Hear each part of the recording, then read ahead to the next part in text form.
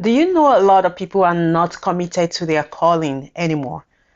Do you know a lot of people have missed the mark of where they started from to where they are today? And it's not because they don't have clarity of purpose. It's not because they really did anything bad, but because they missed the mark somewhere in between the line. They missed the mark somewhere in between their story. And looking from where they started from to where they are today, it looks so different and far apart. And today, I will tell us there are things we can do to stay committed to our calling. And when I say calling, I'm not talking about pastors and that. I mean, they can learn from it also. I'm talking generally to everybody because I believe that everyone, regardless of who you are, have a calling upon their head. Everyone has a purpose to pursue. Everyone has a purpose to fulfill. And as much as you're on this earth created by God, you have a calling upon your head. And some of us have been able to clarify what our calling is, and we took off. We started from somewhere. Some of us are still trying to figure it out. Some people already took off with their calling, but now they're far, far, far away from where they started from, and it doesn't look like where they started from. So I will say there are things we can do. One of the things we can do is we should regularly revisit our why. Regularly revisit your why. Why? Why? Why did you start? Why did you start? Why are you doing what you're doing? Why are you in the place where you are today? Why? Revisit your why.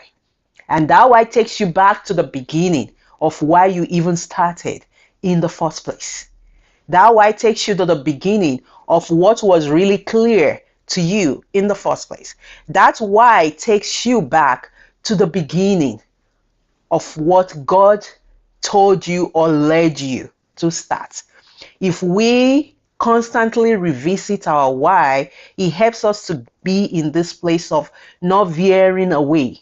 And even if you're about veering away, when you get back to reflecting on what inspired you in the first place, it helps to bring you back, reinforce that first point, then you start again and you stay in line. But a lot of people get the clarity of purpose, they could get the clarity of their calling, and they run with it, and along the line different things comes in.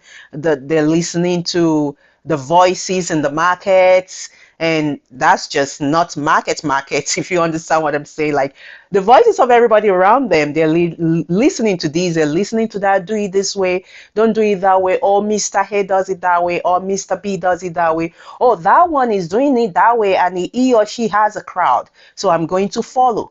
And gradually they step away from their why, from what inspired them, from what God made clear to them, and now they are in a different place entirely that does not even have a link to their why. Always regularly revisit your why. Also, I say build a support system around you.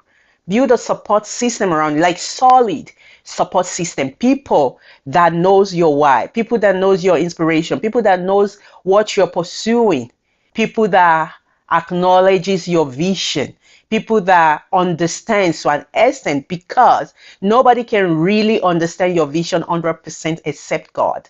People that understand your vision to an extent, people that sees your dream, or they've heard about your dream and they can reason with it to an extent. Build a support system around you, people that love you for you, people that love you for what God has put in you.